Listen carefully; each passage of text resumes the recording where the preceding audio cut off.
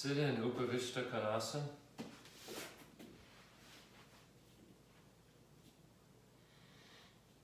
If you need some height, sit on a half dome or a bolster.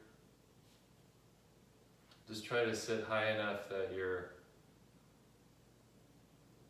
able to get your pelvis upright.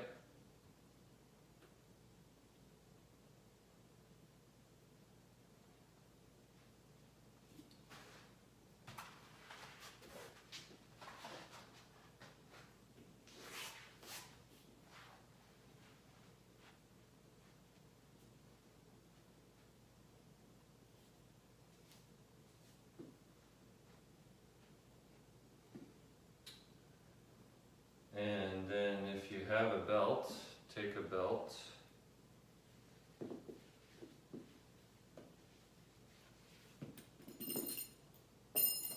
And catch the left forefoot with the belt. Then hold the belt with your left hand. Hold it as close to the foot as you can without leaning too far in that direction.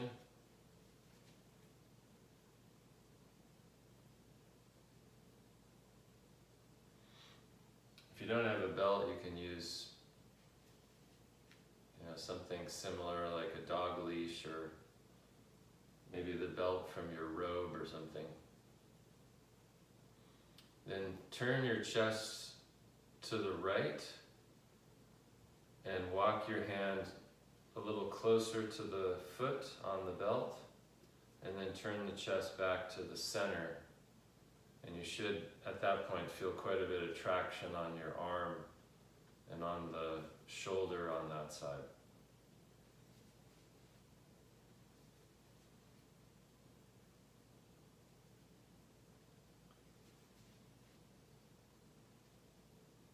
Try and pull your trunk away from your hand to increase that traction. And at the same time, rotate the upper arm, the humerus, the left humerus, rotate it outward.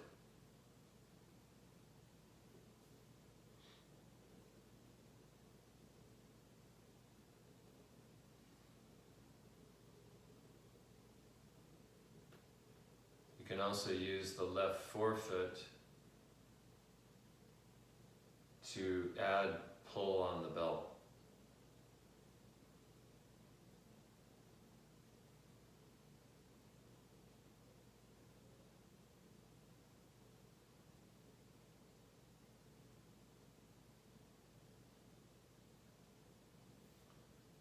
Good, and release that. And switch to the right leg.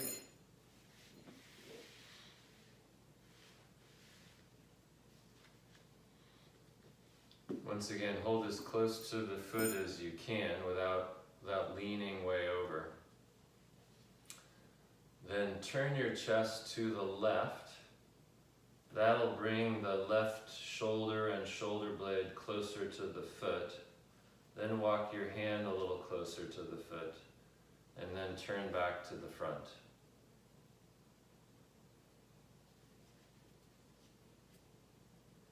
You want that pull from the traction on your arm.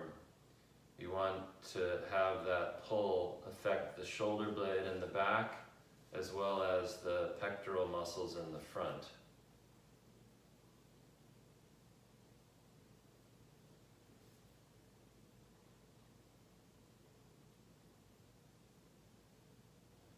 Try to move your trunk away from that foot to increase the traction. You can also use the forefoot to add more pull.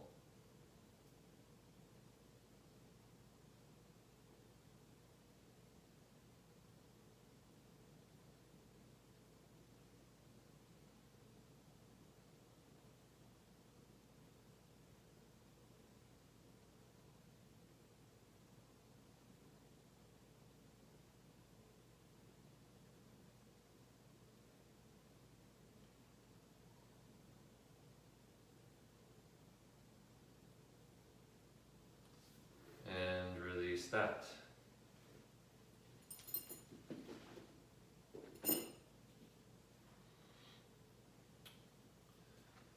And come off of the height if you're on a height.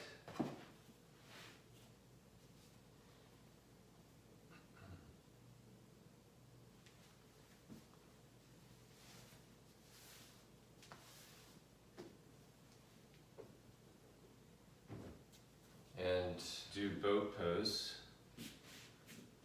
I'll show it from the side so it's easier to see what I'm doing. The pelvis and the trunk tip away from the legs.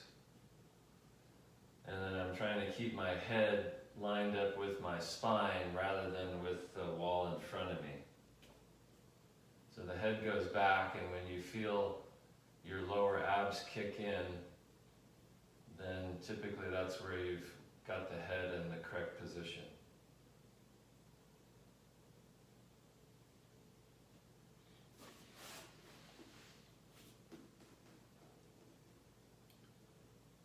And then we'll do a transition from there. Take the left foot under the right knee, come up onto the left hip, place your left hand about 2 feet away from your left hip.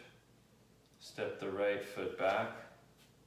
Let the right leg rest across the left lower leg, left foot. Stretch the right arm away from the left arm. So again, you want to rotate the left upper arm out, which is going to do 2 things. One, it'll bring the shoulder a little further back. 2, it'll drop the shoulder blade slightly down the back. Then as you're stretching the right arm, turn the head around to look toward the right hand, but be careful not to drag the left shoulder out of position when you do that.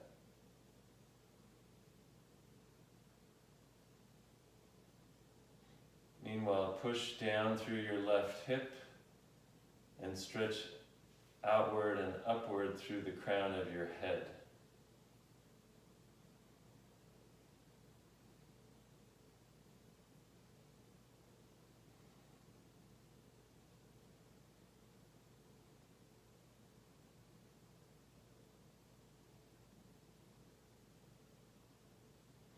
And then sit up, come back to the boat variation.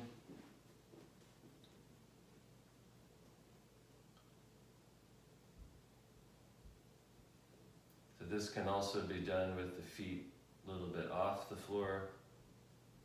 And then the classical posture is to straighten the knees. If you're going to straighten the knees, you have to make sure that your pelvis is stable. Otherwise, you'll just collapse in your low back. If that's the case, it's better to keep the knees bent or even just keep the feet on the floor. And take the right foot under the left knee, come onto that right hip, place the right hand about 2 feet approximately in line with your hip. Step the left foot back a little.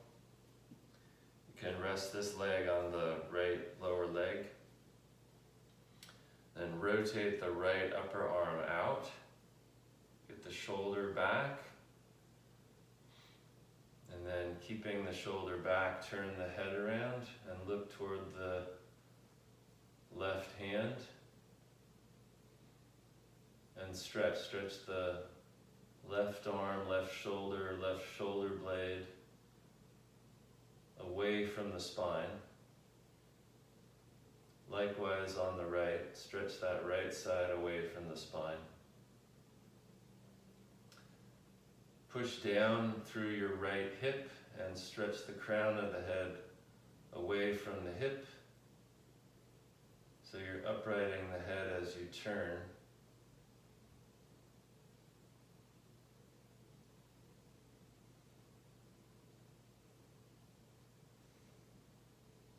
Breathe into the low back.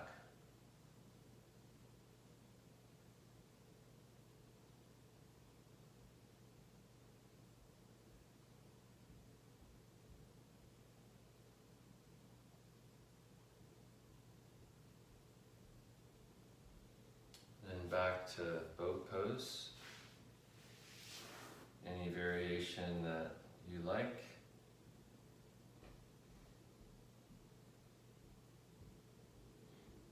And then back to side sitting on the left. This time bring the right arm down alongside the hip.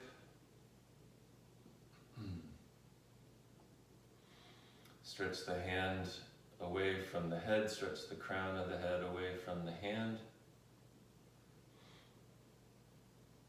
Then bend the right elbow, rotate the upper arm out so the elbow comes forward, and carefully stretch that arm over the head. Then bend it, rotate it opposite, reach it away from the head. Bend it, rotate it, feel that elbow coming around, feel the shoulder moving away from the neck. Keep that space as you stretch the arm. And reverse that.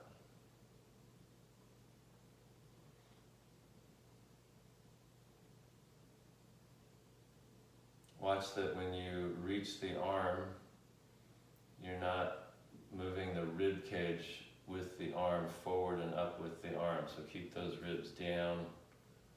Also keep your head and neck stable. So you're just moving your shoulder and not your spine.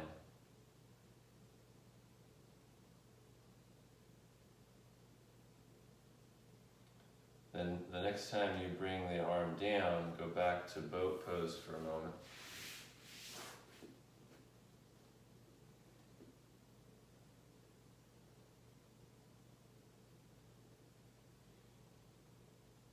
And then side sitting on the right, bring the left hand down alongside the hip. Stretch the hand away from the head away from the hand. Bend the elbow, externally rotate your arm, and then reach that arm over the head. Bend it, rotate it internally, stretch it away from the head, and repeat that.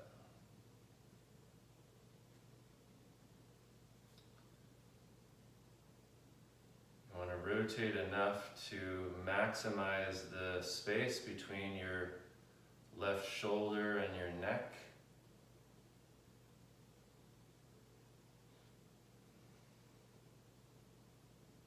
And you want to adjust the degree of your reaching motions so that you don't narrow that space or elevate your shoulder blade or your rib cage.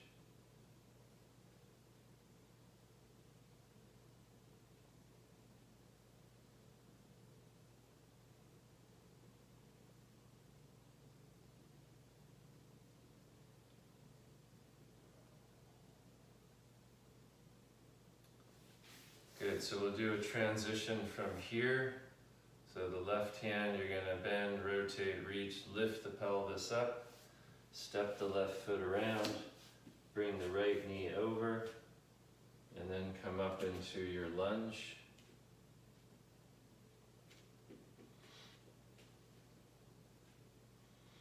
The right knee should be below the right hip, but slightly lateral to the line of the hip.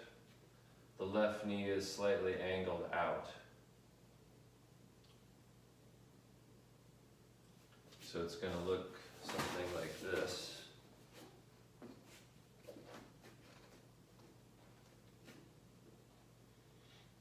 And it's a sitting motion toward the right heel. And you want to be very careful here you don't strain your knee. So if you start feeling too much load in your knee, don't go any further back. And then just bring your hips straight forward until your fingertips can come down inside your left foot. At that point, you should feel quite a bit of load in your left hip. And you'll feel it as a sensation of pressure in the left groin. Then come upright again. Sit back. Again, not too much. And come forward into, this is called the tripod.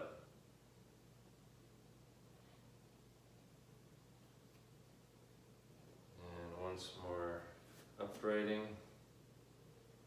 Once more back. And forward. And just hold that tripod position for a few breaths. Careful not to let your upper back and head round forward. Keep resisting your head, your chest away from the floor. Keep stretching the crown of the head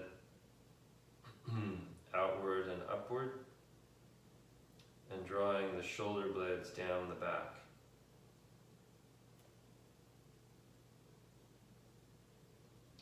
So from there, you're going to step the left foot back into quadruped. Here again, you want the knees a little wider than the hips, and you're resisting the chest and the head away from the floor. You're not letting the shoulder girdle or the head sink down. Breathe into the back and into the lower abdomen.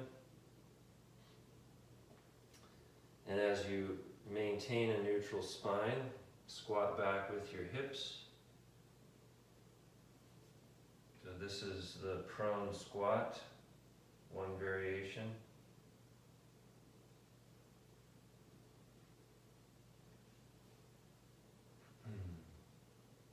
Don't try to take your head down here. If you try to take your head down, that will constitute a collapse in your upper back and shoulder girdle. Focus more on trying to get the hips to fold, the pelvis to kind of fold together with the front of the thigh at the hip joints. Use your breath, use your intra-abdominal pressure to stabilize your lower spine so you can highlight the motion in the hips. Then come forward. Take the hands and the knees a little further apart and bring your hips out in front of the knees into a kneeling plank. So the shoulders, the shoulder blades are drawn down. The head, again, crown of the head is lengthening outward and upward. But you're not letting the lumbar spine sink in here. You're keeping it lifted, keeping the glutes relaxed and the tailbone dropped.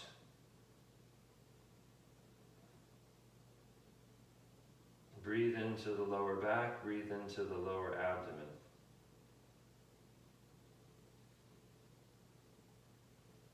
And then from that position, squat back again. Be careful of the shoulders. If there's a shoulder issue, don't try to force the shoulder past where it wants to go. And here again, keep the spine neutral. The head's going to go lower at this distance, but don't make an effort to bring your head down. That just throws off the alignment of the posture.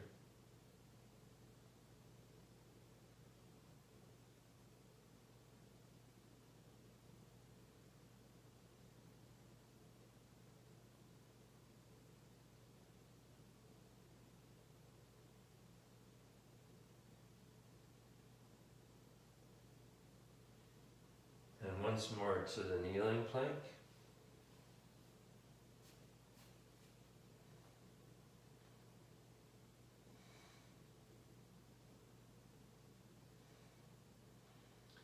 And once more into the squat, prone squat.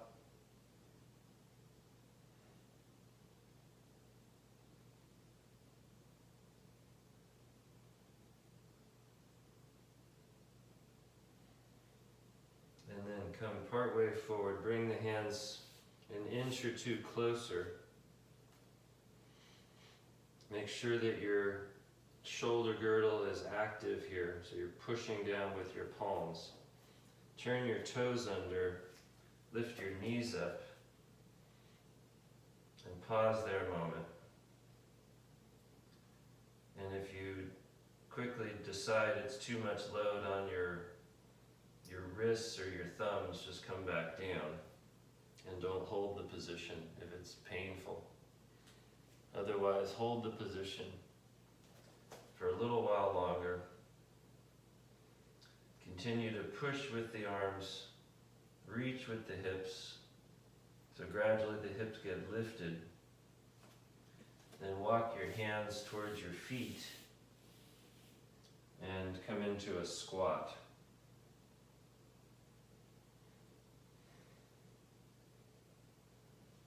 And hold that squat for a few breaths. Make sure that your knees don't collapse in. Keep the eyes down rather than forwards. And then come up slowly. Try to keep the weight more in the heels as you come upright. Let your breath normalize.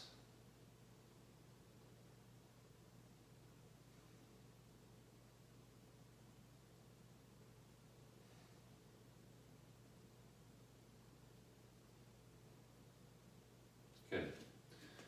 So take a half dome,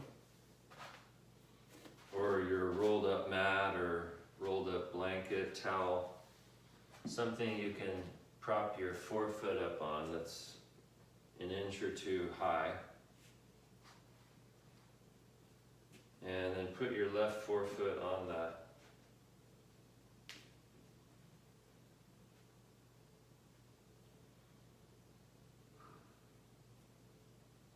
And then I'm going to show this from the side again so you can see what I'm doing.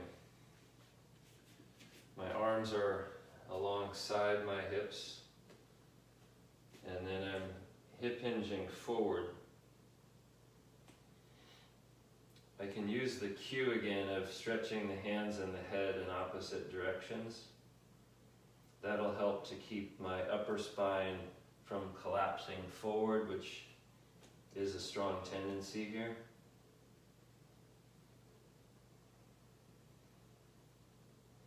And meanwhile, breathe into the abdomen and support posteriorly into your lower back.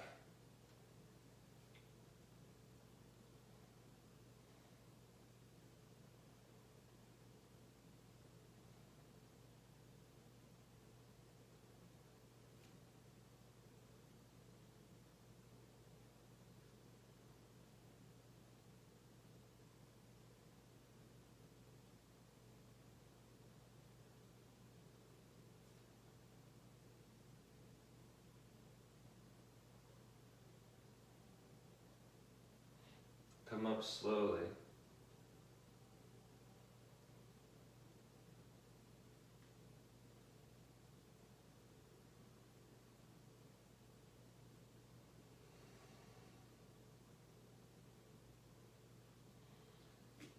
Good. Switch legs.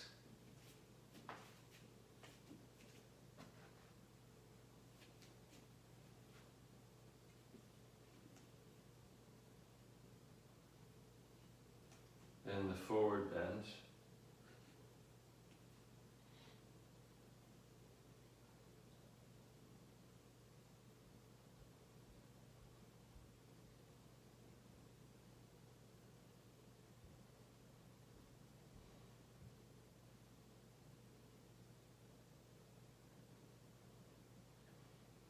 Stretch the hands away from the head, head away from the hands.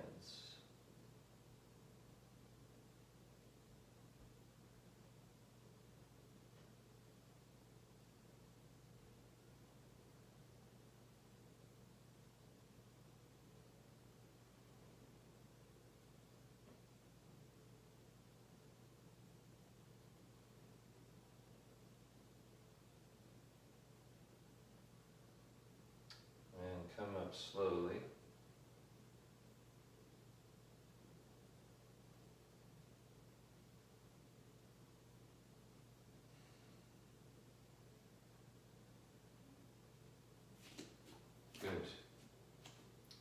back to the first side, left foot. Incidentally, the feet don't need to line up here. It really depends on how much ankle flexion you have on the left. So don't bring the right foot so far forward that you have to arch your back to be in that position. But this time, stretch the arms forward, bend your knees a little, making sure that the knees roll out and not in. And then check for tension in your low back. If you feel that you're gripping there, tip the pelvis slightly further backwards. And that should not only relieve the pressure in your low back, but activate the lower abdominals more. Try and avoid, when you're tipping your pelvis back, if you're doing that, avoid pushing your hips forward as you do that. So you're isolating the rotation of the pelvis from any front to back motion. So you're basically doing another squat. The resistance on the left ankle will limit that squat, so you won't be able to go very deep here.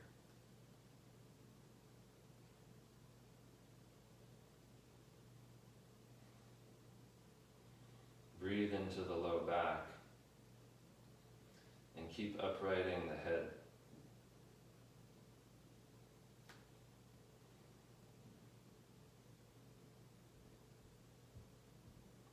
And come up from there and switch legs.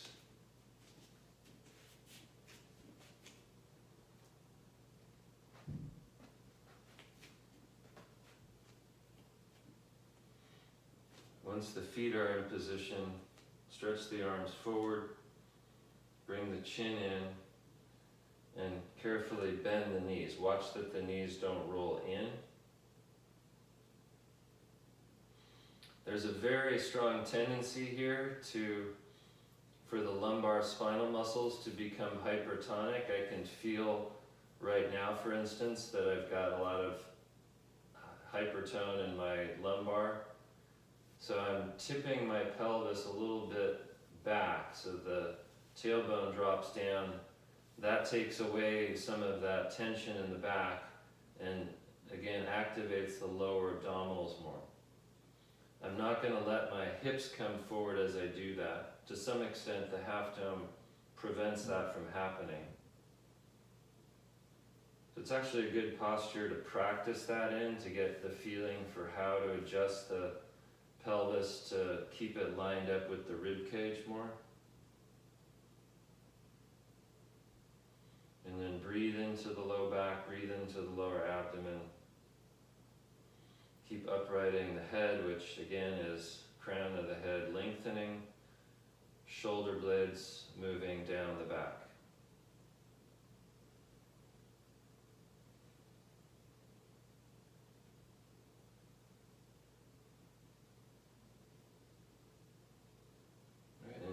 Come up from there, step off the height.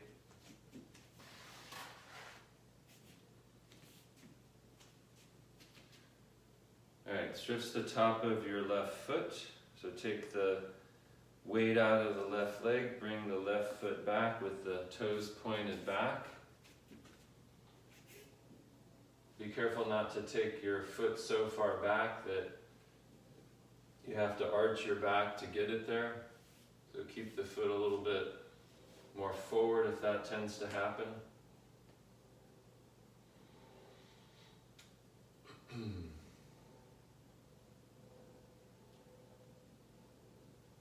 If you need more cushion under your foot, you can add cushioning, a blanket, or whatever you have available.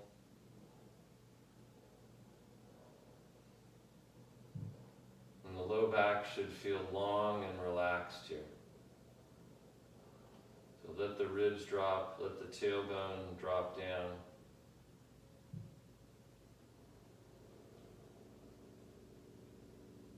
Keep uprighting your head.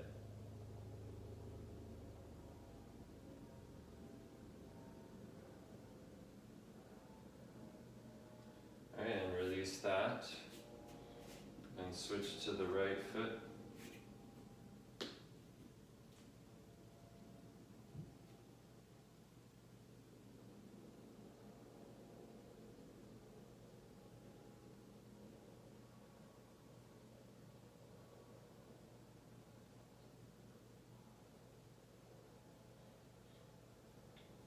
So you want the pelvis to be able to stay upright and connected to the rib cage here. If the foot's too far back, then the leg drags the pelvis away from the rib cage. So you want to make sure you don't take the foot so far back that that's what's happening. In some cases, your right knee might even end up a little forward of your left knee. Depending on the person, that can sometimes be necessary to have the foot even that far forward.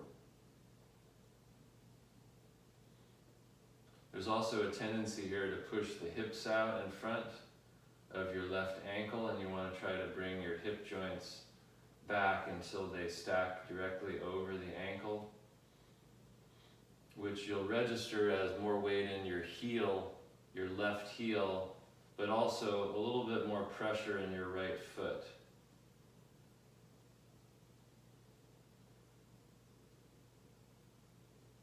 You want the low back long and relaxed. And you can release that.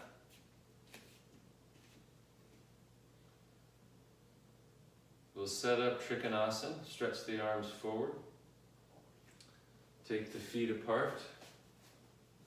Good 3.5, 4 feet if you can.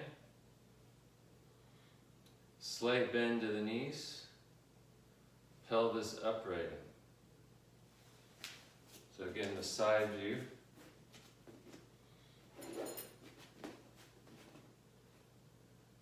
Is here. Right, often what happens is the hips get thrown out in front when the pelvis, you're trying to upright the pelvis and you end up pushing your hips and knees forward. So you want to make sure the hips stay back, and as the pelvis uprights, the hips stay back and don't get pushed forward. Then you're aligning your feet to your right. You want the heels to line up with each other.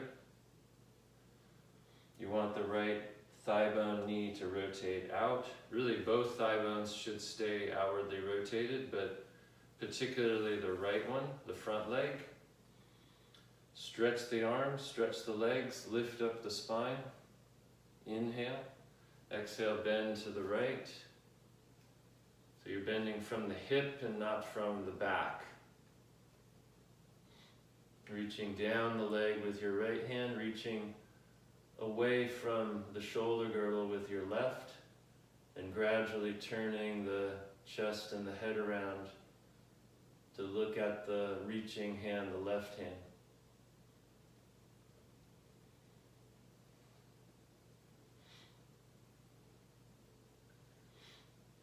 See if you can push the right big toe down into the floor, into your mat, and pull up on the right kneecap and tighten the quadriceps on the right side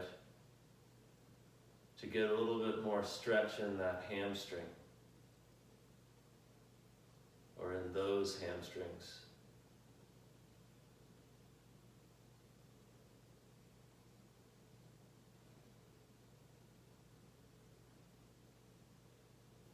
And reach with the top hand to come up and reverse it. Check the alignment of your feet. Make sure that the left knee rolls out and not in. Again, stretch the legs, stretch the arms, lift the crown of the head up. Inhale. As you exhale, bend from the left hip. And you're reaching down with the left arm and reaching up and out with the right. Start to turn gradually the chest and the head around to look up.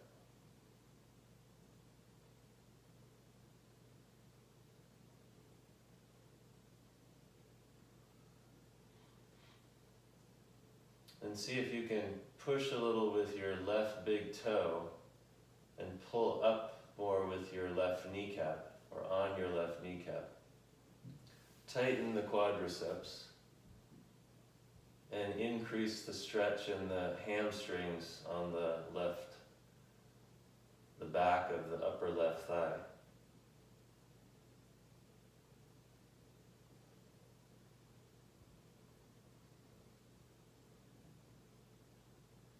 If those hamstrings can stretch and lengthen more, you'll find you'll be able to go a little lower from your left hip.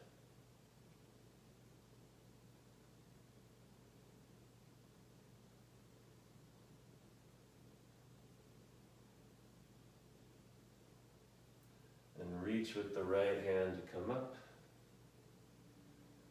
Turn the left foot in. Step the feet in. Release your arms. Good. Take your half dome or whatever you were using before in place of that. Put both of the 4 feet on it. Try to keep some distance between your feet if you can. 4, 5, 6 inches.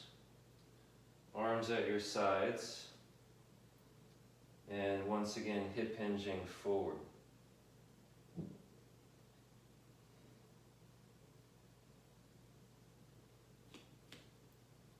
So here again, there's a tendency to hold the lumbar with some very rigid spinal muscles, and you want to minimize that if you can. So even though ultimately you want the pelvis to rotate more and more forwards, sometimes you need to tip it slightly back to release tension from the low back and allow your intra-abdominal pressure to support the lumbar spine more, so that you're not using the spinal muscles in the back so strongly to try to do that.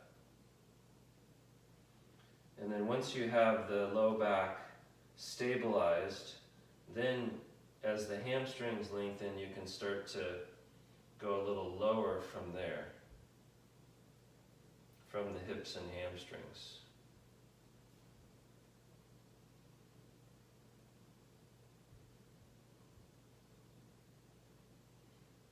And then come up slowly. Keep releasing the tailbone down. And then step off of the height.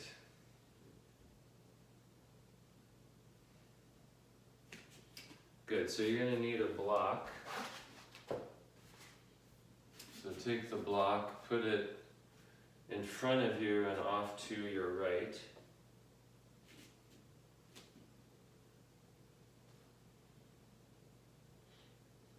And then we'll do side angle pose to the right.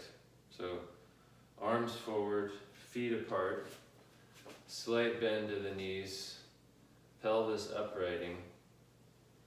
So it's all in service of connecting the rib cage and the pelvis so that you can have a stable trunk. And then you basically transport that throughout the posture. That every iteration of the pose is built on that stable trunk. So you're turning your feet to your right.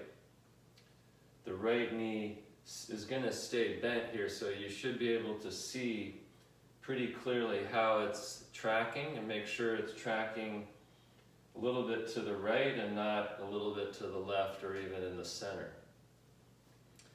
You're going to start stretching your left leg as you sit lower with your right hip. And it's important that you don't go so low that the right knee has to fall in to get you there. Then bend around the right hip. Bring your hand onto the block inside the knee. Make sure you take the arm to the knee and not the knee to the arm. So your arm is helping to hold the right thigh bone in a fixed position. Then stretch the left hand away from the head away from the hand. You can turn the head around here, and then bend, rotate the left arm out, and carefully reach that arm over the head, keeping that same space between the shoulder and the neck that you were working on earlier in side sitting. Careful not to take too much weight in your right hand. Try to keep the weight more to the outer right heel, and as much weight as you can keep in the back foot. Meanwhile, stretch that whole left flank of the body, from the foot all the way to the left hand.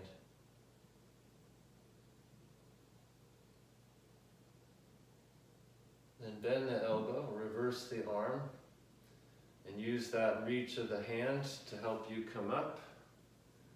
You can bring the block with you.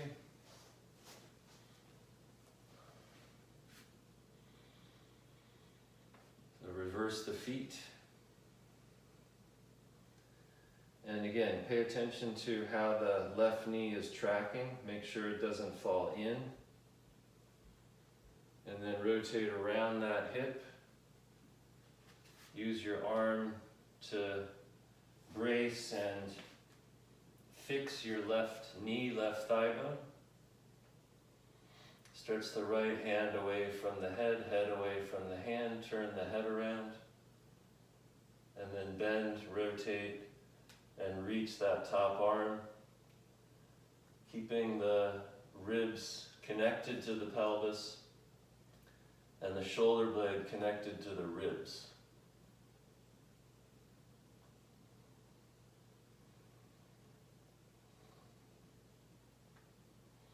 Careful not to start taking too much weight in your left hand.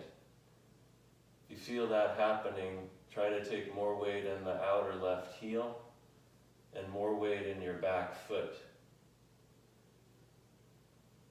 Meanwhile, stretch that whole right flank from the right foot all the way to the right fingertips.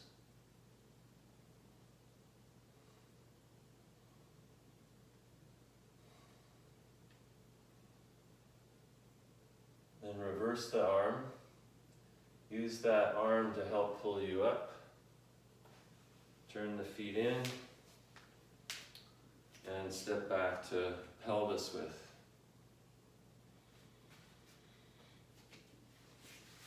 Then do another forward bend. Start in the same way. Take the arms to your sides and hinge forward first, that way. And then when you get to the point where you're able to reach the support, then transfer the hands to the support. If you discover at that point that you didn't give yourself enough height, then you can come out and add more height. It's always easier to decrease the height as you're in the posture than to have to add more. So I recommend start with too much, and then as the posture develops, you can gradually go lower and adjust the height accordingly.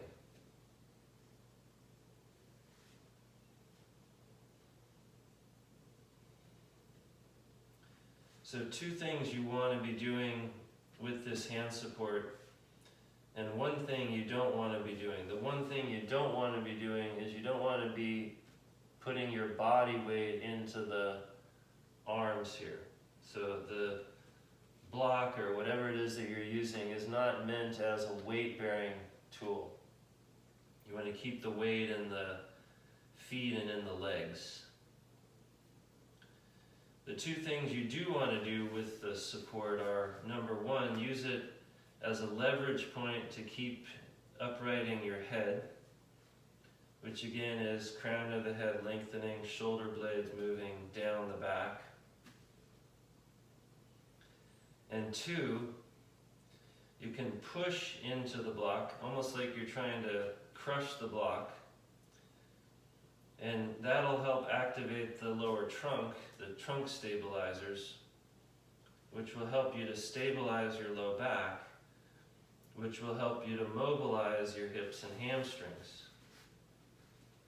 So use the push into the block, not because you're leaning into it, but because you're actively pushing to get the trunk stabilizers to turn on more, to get your abdominal muscles to work more, so you can use your intra-abdominal pressure to stabilize the low back and increase the forward bend from the hips and hamstrings. So even when the lumbar does start to go into flexion, it's protected because the stabilizers are helping to protect it.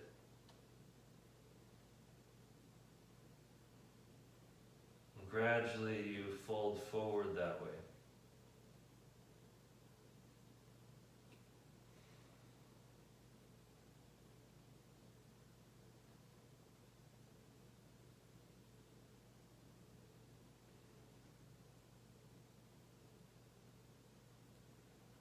Before you come up, take any weight that's in the hands out of the hands, and then come up gradually.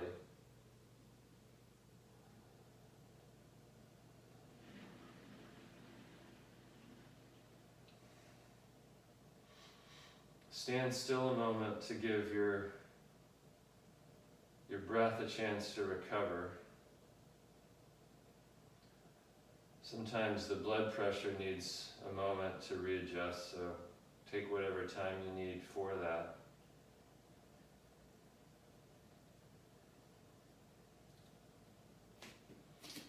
And then set that block aside.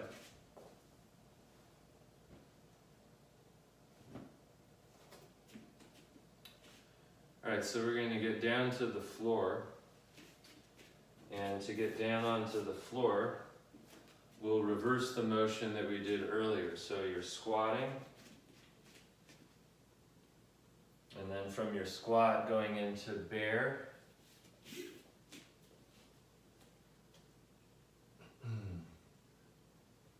But instead of bringing the knees down, what I want you to try doing here is to push with one hand, say it's your right hand, and lift the left hand up and turn a little to the left.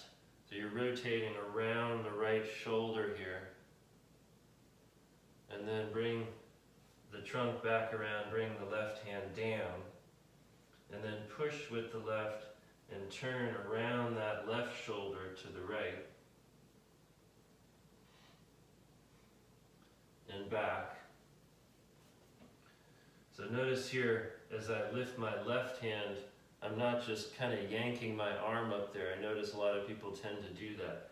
I'm really just trying to get my chest to turn away from my left, or my right shoulder, right arm. And vice versa when I go to the left.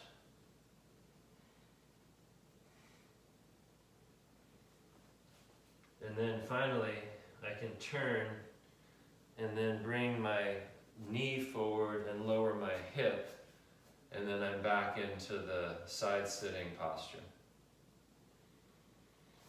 And bring the hand down, the top hand down. So in my case, I ended up on the right because I want to stay facing the camera. So it doesn't really matter what side. And then from there, you can unweight the right hand, bring that hand forward, bring your forearm down, and then go into a supine position with the legs and arms up. If you need some support under your head, you can take that.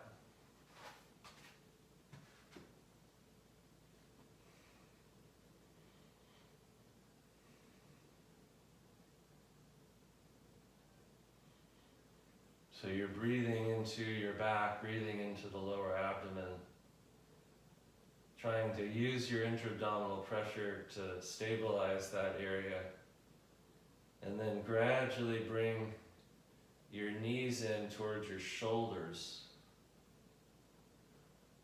And when your legs get close enough, you can hold your legs to help a little.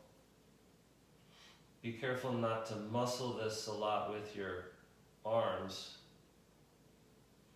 Try to use your arms to just add a little bit more load to your hips so that your hips are accommodating the change in leg position rather than your low back doing it.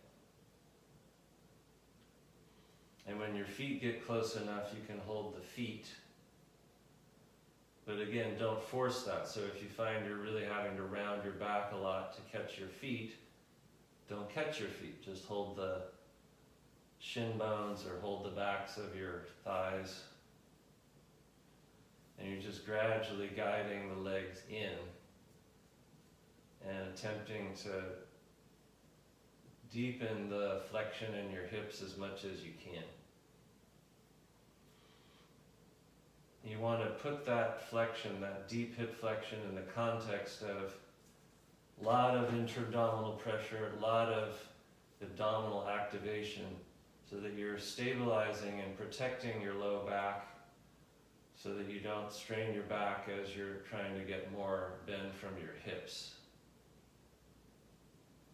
So this is a key feature of forward bends.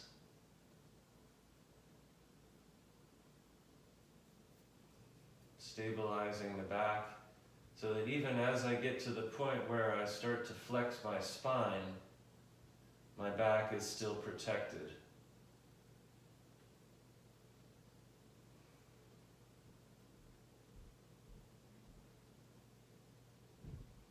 Then carefully release the hold on the legs or feet. And then continuing to stabilize your back, drop the heels and lower your feet to the floor and bring your arms down and rest a moment.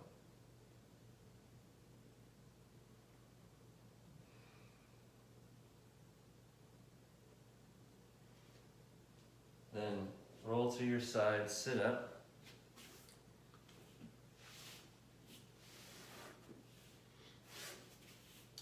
So sit on some kind of height, like a blanket or your half dome or a bolster.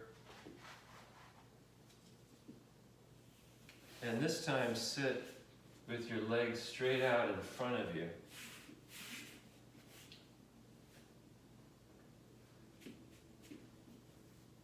Like so.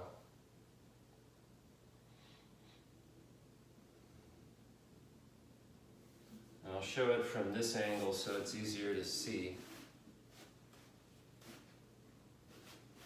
I want you to bend your right knee, so you're bringing your heel in toward the pelvis.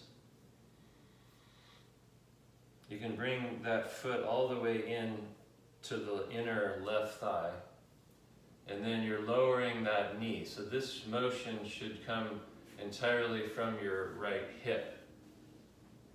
So if your knee doesn't come all the way down, then you can put a support under it.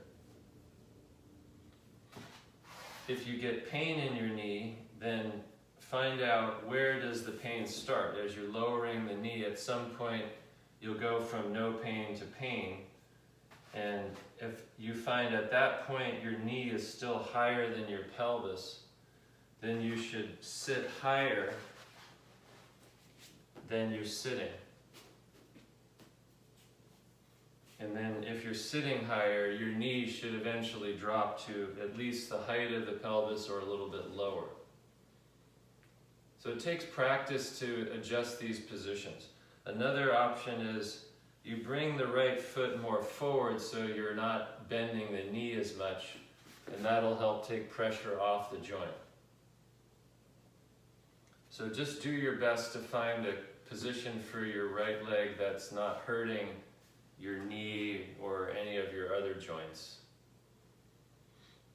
Then first you're going to turn. You want to be able to, you want this right leg supported.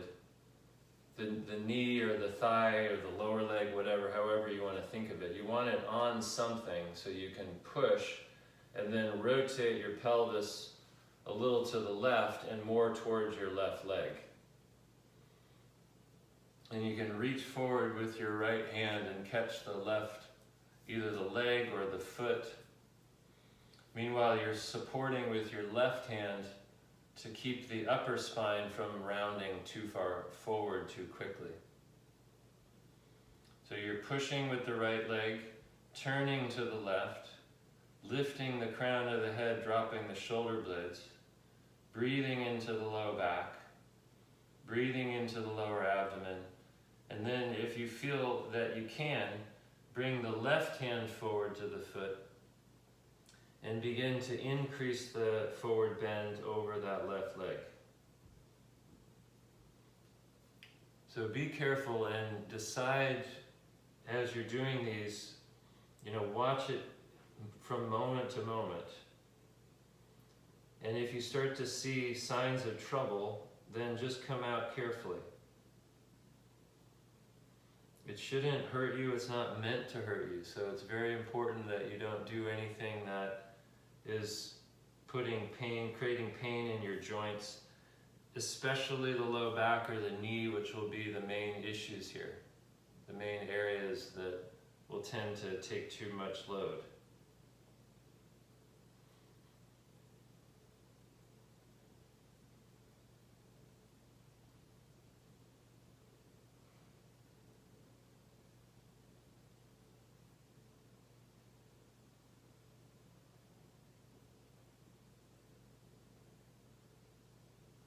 Alright, so you can come up from there.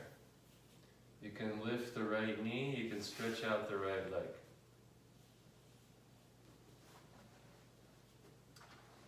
Then you'll bend the left knee as much as you can comfortably bend it to start with. That foot can come all the way into the inner right thigh. Then you lower that knee out, you're going to roll to the outside edge of your foot. And if your knee doesn't completely rest on the floor, you can put a support under it, preferably something firm that you can push into and it won't have any give to it. If you need to unload the knee a bit more, you can bring the foot even more forward.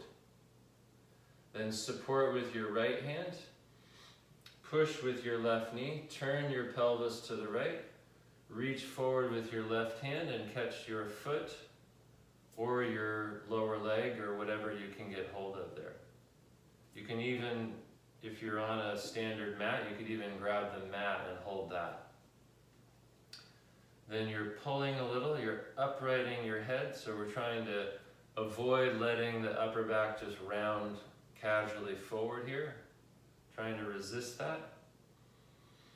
If you feel like you're still in a safe position here, then try bringing the right hand also forward, and then gradually you can start to bend more forward over that right leg.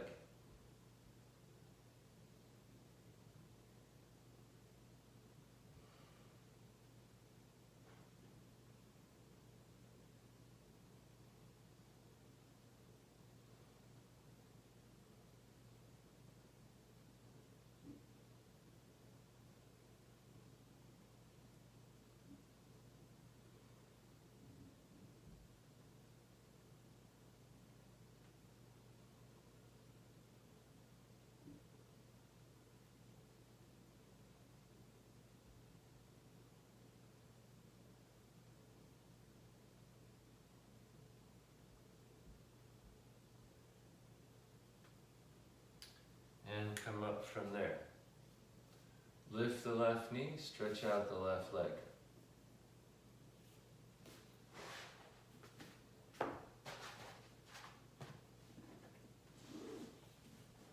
So again, sitting on some height, you might not need as much on this one because we're going to keep the knees straight. Feet are slightly separated. Again, take the support of the arms, use both arms. Try and tip the pelvis forward, try and get the spine very long, very upright. And then gradually start to go forward. And if you can catch the feet, grab the feet. If you can't reach the feet, you can also use a belt to hold the feet, or you can just catch the shin bones, or you can even hold the outside edges of the mat. So you figure out what works for you. The knees won't be an issue here, but the back is an issue. So you want to protect your low back. A good technique is before you're too far forward into the posture, you're at a place where you feel like you can manage, then move your hands laterally, catch the outside edges of the mat, and then pull the mat as though you're trying to pull it forward towards your feet and out from under you. As you pull the mat forward, reach your sit bones further back away from your feet. That'll help activate the lower trunk, which will stabilize your back and allow the hips to facilitate, or allow you to facilitate more forward bend from your hips. And you can repeat that several times until you feel like you're getting a good fold from the hips, and then bring the hands forward and lower the head a little. I'm not going to ask you to hold this for a long time, but for longer holds, it's nice to be able to support the head on something, like a block or maybe 2 blocks.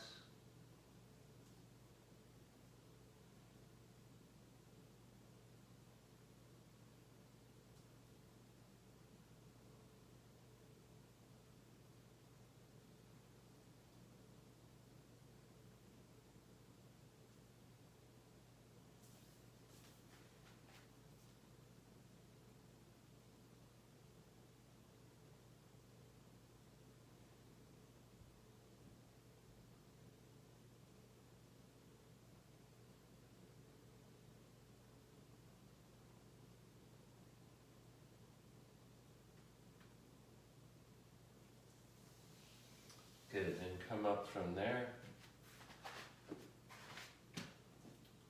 And you can come off the height. Then lie down on your back with your knees bent.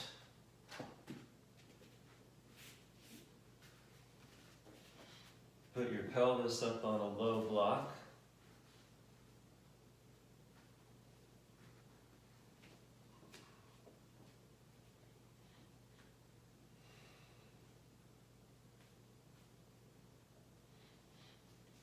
So you want the pelvis in a position here where it's clearly tipping the block towards your rib cage and not away from it. So if your block is too high on your pelvis, or if it goes into the lumbar, it's going to tip your pelvis forward, and you don't want that. So you want to make sure that it's in a position where the pelvis tips back, which will help to relax your lower back. Also adjust your head position so the chin can stay down. If you find here that even with the block under the pelvis, your chin tends to jut forward and your neck hyperextends, then you can also add some height under your head if you need to. So adjust it for your needs.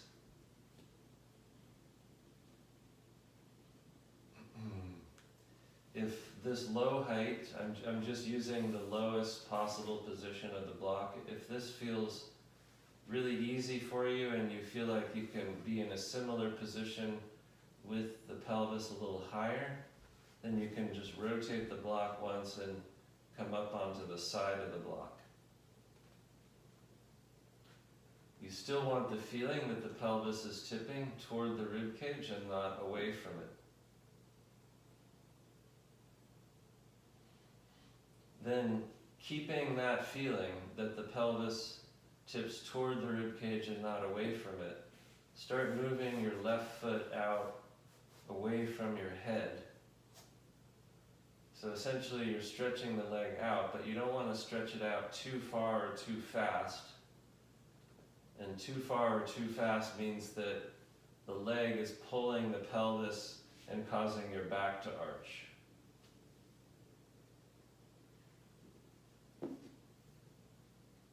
Having said that, pull your shoulders back and stretch open the upper part of the chest. So you're creating a little bit of a back bend in the chest to be able to accommodate the leg position more easily.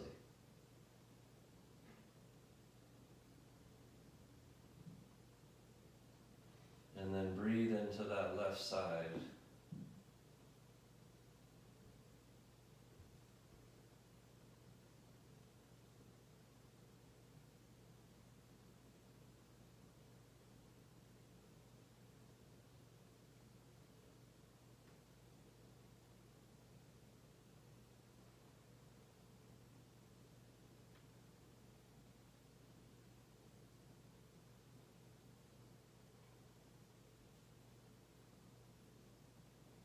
Start to allow the eyes, ears, and tongue to soften a little more.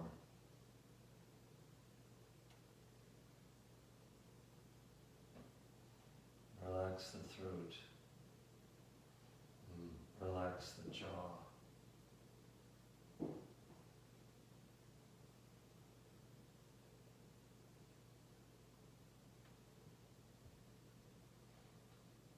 Bring the left foot in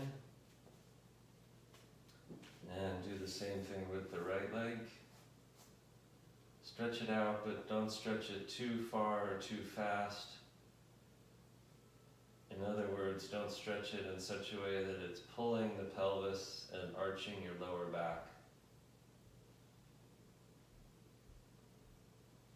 Let any stretching that might happen from the pelvic rim down and not from the pelvic rim up.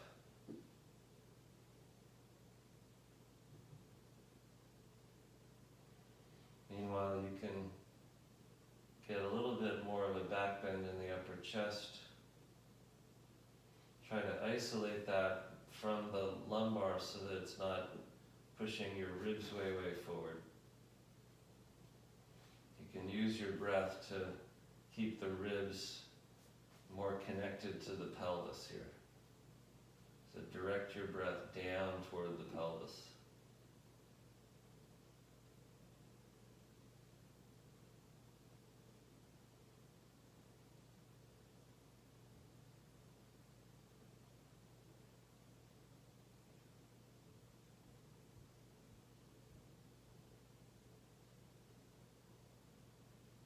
Soft eyes, soft ears, soft tongue, soft throat.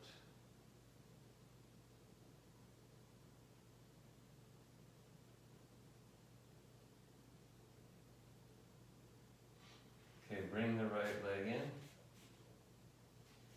If you did raise the block, lower it again.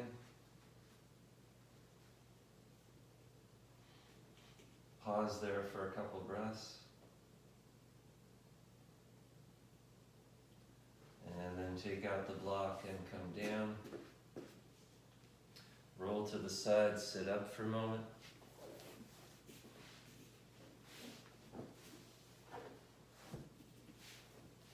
So the setup for this last pose, the psoas release on the bolster, is something along these lines. So a bolster, if you have that, this could also be like a sofa cushion.